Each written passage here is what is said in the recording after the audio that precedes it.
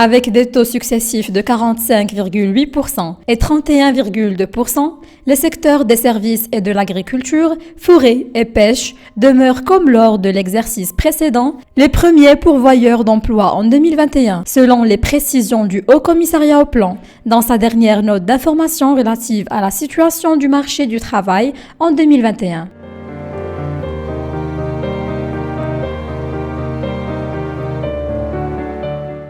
Le Haut Commissariat au Plan chiffre les actifs à 10 772 000 postes ou emplois. Les 2 tiers des actifs occupés citadins, de 65,8%, travaillent dans le secteur des services, tandis que 7 actifs occupés ruraux sur 10 exercent dans le secteur de l'agriculture, forêt et pêche qui, lors du dit exercice, a créé plus de 68 000 postes d'emploi au niveau national, 79 000 en milieu rural et a perdu 11 000 en milieu urbain.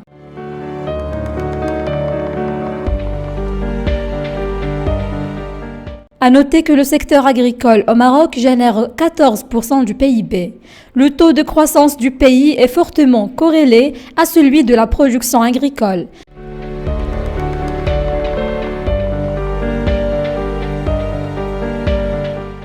L'agriculture demeure le premier pourvoyeur d'emplois du pays. Plus de 40% de la population vivent de ce secteur. Le rôle crucial d'influence externe et de développement inclusif, de création de richesse et de stabilité que procure ce secteur est une protection contre l'insécurité alimentaire, l'augmentation du taux de chômage et la précarité. La souveraineté alimentaire, surtout à ce stade, constitue un système solidaire qui profite à tous les citoyens.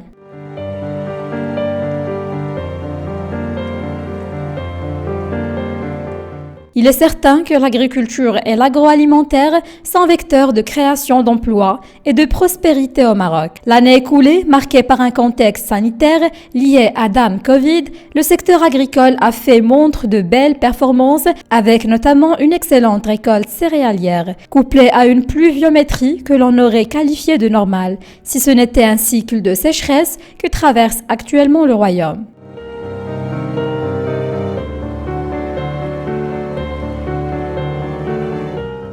Au titre de l'année 2021, la valeur ajoutée agricole a été estimée à 130 milliards de dirhams, en hausse de plus de 18%, tandis que le rendement moyen s'est établi à 23,7 quintaux par hectare, en hausse de 320% par rapport à la campagne d'avant.